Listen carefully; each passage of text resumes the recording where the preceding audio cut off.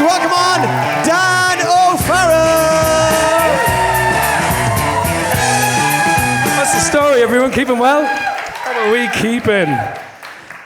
Valentine's week, isn't it exciting? Flu season ends and syphilis season begins. I can't fucking wait. Isn't it great? Did anyone get stuck with that flu over Christmas? It was a rough dose, wasn't it? I had the flu and the norovirus at the same time. A week and a half in bed.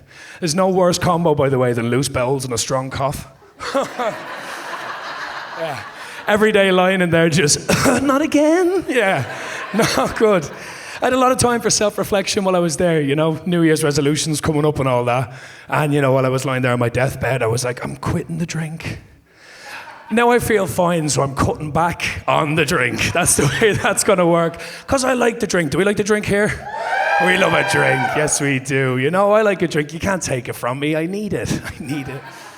Yeah, it's like taking a bottle from a baby, a 29-year-old alcoholic baby. Yeah. There are some differences between me and a baby, of course, if you haven't noticed. Like, if you told a baby to stop crying and getting sick on itself, cruel, unusual, nasty, you know? You tell me to stop crying and getting sick on myself, you'd be my mother, you see? And you'd be right most of the time. My problem is I got into alcohol accessories. Drugs, yeah. We like drugs here? Are we fans of drugs? Caught you, fucker, I'm an undercover. That's how that works. But don't do drugs. Drugs are bad. You know, you might have heard it before. Drugs are terrible. They're bad for your brain. They're bad for your nose. When you've got a nose as big as mine, you've got some margin for error, in fairness. Wouldn't recommend them to a friend, though. And you just wind up getting into silly shit with silly people. Like, I used to work in the HSE, back over, like, COVID times. You might remember it. Simon Harris was the Minister for Health back then. Okay, poxy handshake, by the way. Oh, terrible handshake. It's like trying to shake hands with a whisper. It's like trying to grab custard. I mean, the man says he has a firm grip on the problems of Ireland. I'm convinced he's never had a firm grip on anything in his fucking life, that's for sure. But I remember my mates used to live in a house down the road. It was like a kind of party gaff. It was a cracked in with a Spotify playlist, really, most of the time. And as I wanted to go home and get my bus, I had to pass an off license and that house, so I never had a chance, really, you know. And I'd knock in, I'm like, I'm only going in for an hour. I'll just go in for an hour, it'll be fine. I knock in, I say hello, I open a can, I take a sip. It's 4 a.m. Did the clocks go forward? I don't fucking know, you know. And this gaff had always had an afters vibe, and you don't want an afters vibe. Like, there's probably some normal people in the crowd. There is a difference between a gaff and an afters. Like, a gaff is where you go where you want to be with your friends. And an afters is where you go when you don't want to be with yourself. That's kind of...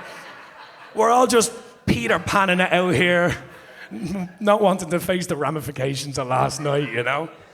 And at that stage, you know, this gaff was a real melody one. There's just cans all over the floor. There's every class A you could think. Cocaine there, ketamine here. There's two lads scraping black mold off the walls. My landlord says it gives you a head high. Mix it in, mix it in.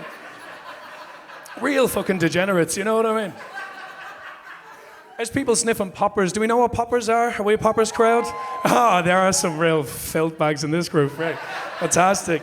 Yeah, no, poppers, basically, you can buy them mainly in sex shops, very popular with the gay community because it cuts off oxygen to your brain, gives you a head high, loosens your muscles. It's like a gay little headlock. It's fantastic. It's wonderful. We love a gay little headlock. You know, there's people in this house just smelling plates, passing them around, getting really angry when they don't get passed back quick enough. An art student with a rolled up 50 going, I just think America's a police state. The rest of us, all right, Donald, sniff it or shift it, let's go. Opinions were for the smoking area, buddy. No more time. Over here, some girl is getting witchy to Fleetwood Mac. Everyone fucking hates her. What are you doing, having fun here? Fun got the last bus home. Anto from Finglas is sitting beside me. Who invited the spooky bitch? And I don't want to say it was me. Have you heard Anto? He's scary. So I'm just staring over. Fionnuala, sit down and act scared like the rest of us. It's great, I swear. All of a sudden it hits 7:10, you know, and I'm in work at 8. So naturally I go, fuck, and start running down the road. You know, and the run is not looking good with what I've been doing. So it's more of a kind of stumble down the road. Then I get to the job, and now my belly hurts because I drank a lot of cans. So straight to the bathroom. I'm going to get sick. I'm gonna get sick. Head over the toilet. I'm not gonna get sick. Oh, I got sick. Fuck. The toilet bowl is spotless while the rest of the bathroom looks like the back of JFK's car, you know? Too soon? May he rest in peace, I don't know. I get back to my desk just vibrating, and who walks in? Only the Minister for Health, Simon Harris. But I'm a professional, and I do what any professional does. You know, I lift my head up from my desk, and I go, all right, Simon.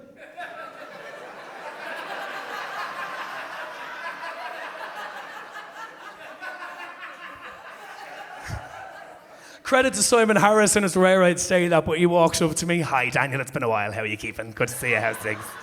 Not bad, eh? And his wet, clammy hand approached mine, as my wet, clammy hand approached his, you know, like two storm clouds in a winter sky. Like a few sausages and a pot of coddle, just, you know. And he got to go about his day while I had to sit with mine, you know. He's just wondering if there could have been a Freaky Friday moment where I become the Minister of Health and you become a 23-year-old cocaine addict. But no, I just sat there feeling dejected, wondering what to do, and it's only 9:30 at this stage. But thankfully, you know, as I was clearing my head, I'm like, you know what, I'm going to fix things. I'm going to get my life together. And then my phone vibrated. And the lad said, oh, Dan, you left 2 cans. We're still going if you want to knock down. Don't worry, no, look, it's fine. You know, I took the smart option. I thought smart thoughts. Only go for an hour, but don't shake anyone's fucking hand. That's it. And I've been Dan O'Farrell, folks. Thank you very much.